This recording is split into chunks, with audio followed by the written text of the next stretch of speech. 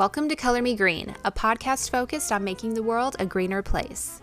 I just want to say that I am sorry for being away and missing a week. I was taking a mental health break. I've been a little busy and I just need time to regroup, focus, and get back on track. So I've made a schedule. I have a calendar of all of the episode ideas, so I never have to worry about not having any ideas on episodes. So I think we're all good there. It's just finding time, making time, and just doing it. So I'm really multitasking these days, and it's just my new normal, and it's just something I'm going to have to get used to. So I'm sorry for missing a week. We are back.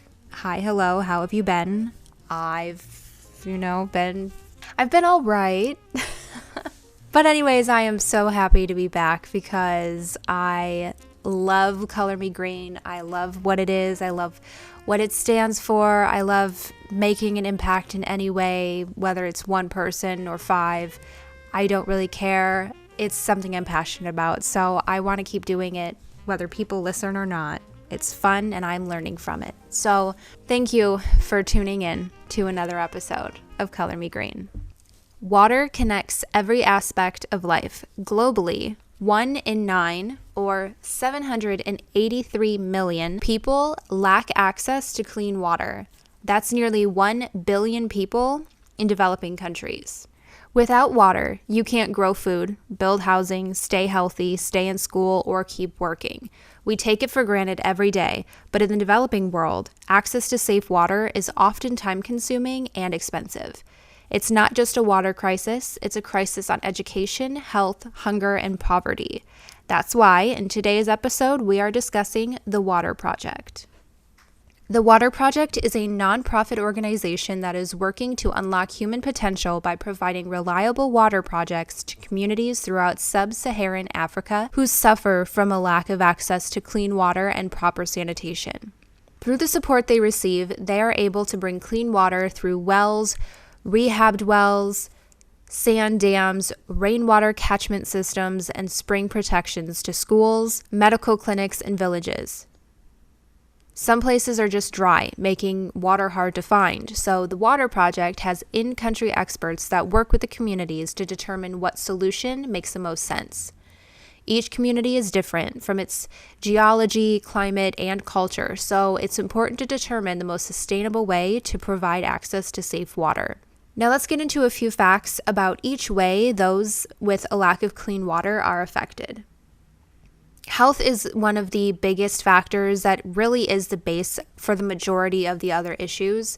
In developing countries, almost 80% of all illnesses are linked to unsafe water and sanitation. The majority of people living in sub-Saharan Africa only have access to surface water. This gives rise to all kinds of diseases and fatal medical conditions due to tiny worms and bacteria that can live in the water. Having clean water allows the body to rid of all kinds of toxins that could otherwise create health issues. Kids are some of the most at risk for catching waterborne illnesses due to their immune systems. Education is crucial in overcoming poverty, yet half of the world's schools lack access to safe water and sanitation facilities. This again connects us back to the health risks. When students don't have access to safe water, they can develop health issues that can affect their performance and attendance in school. This situation is even worse for girls in these communities. Due to improper sanitation facilities, girls usually drop out of school once they reach puberty. Now that's something we really take for granted. Ladies, we already know it's not fun to have a period, but imagine having to deal with that every month while not having access to clean water or even a proper restroom. Women and young girls are more likely to be the ones responsible for gathering water, which requires carrying more than 40 pounds of dirty water from somewhere over 4 miles away from their homes. That's pretty much a full-time job, so there's no time for school or work.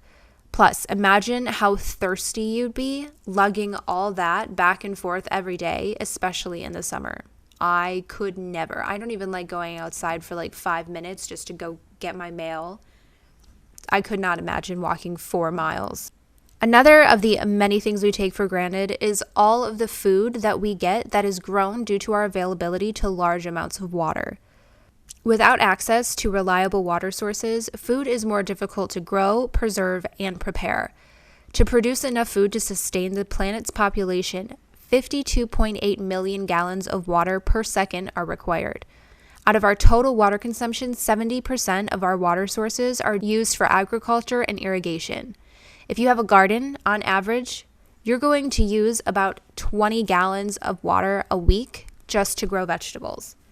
And if that's your only source of food, like a lot of these third world countries, and then on top of that, you have to bathe and have drinking water, that's a lot for someone who has to travel back and forth daily to gather water. Thankfully, due to the help of the Water Project, all of these problems are shrinking in communities all over sub-Saharan Africa.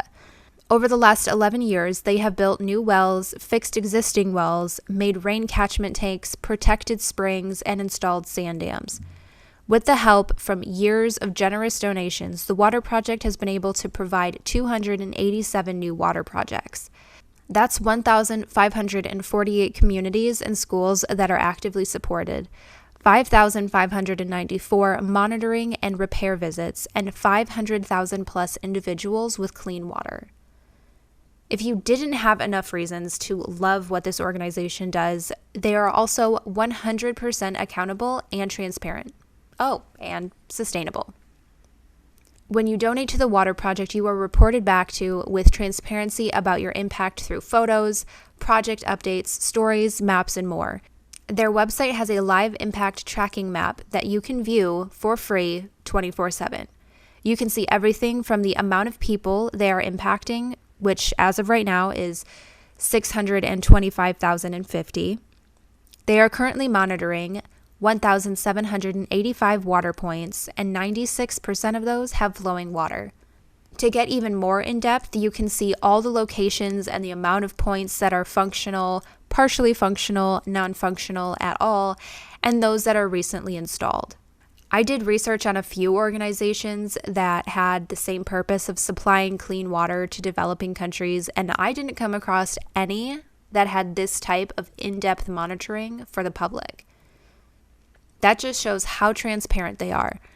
I have mentioned this in other episodes about sustainable companies, but when a company is actually doing good, they will not hide it.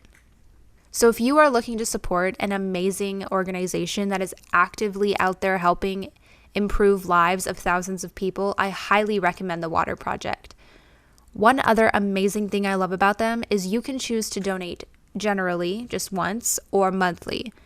You can go to their website that I will have linked in the show notes and hover over the Donate tab.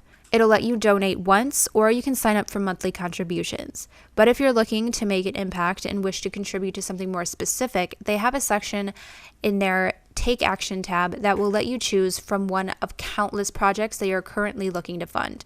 You can choose from projects such as primary schools.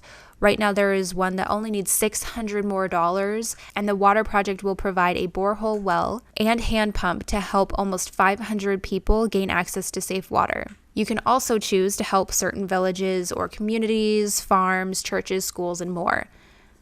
When looking at which project you'd like to donate to, you are able to view the amount needed to fund the project or the remaining amount needed, as well as when the project is planned to begin and what exactly the project consists of and how it's helping those in that area. I'm going to try to do an episode every month on a charity or organization that helps others while being sustainable or at least eco-conscious. I hope this is something everyone can look forward to. I know I am. It's very interesting. I mean, I find every topic interesting, but, hopefully you do too. If you are interested in something like this, please let me know, or even send me your favorite organizations for me to check out, because I'd absolutely love some ideas. If the Water Project wasn't somewhere you'd be interested in helping out, maybe one of the future episodes you'll find one that calls to you. I want to thank you for listening to today's episode of Color Me Green. New episodes are going to come out weekly, and hopefully each one has something you can take away and learn from. I currently have a ton of episodes planned, but if you want to request a certain topic to discuss, please feel free to message me on the show's Instagram at Color Me Green Podcast, linked in the show notes. If you loved today's episode, please make sure to leave a review, as I will be randomly picking reviews every week as they roll in to read on the show. One of the best ways to help change the world is to share this episode with a friend and let them also learn what they can do to live more sustainably. And as always, remember to reduce, reuse, recycle, and live green. See you next week.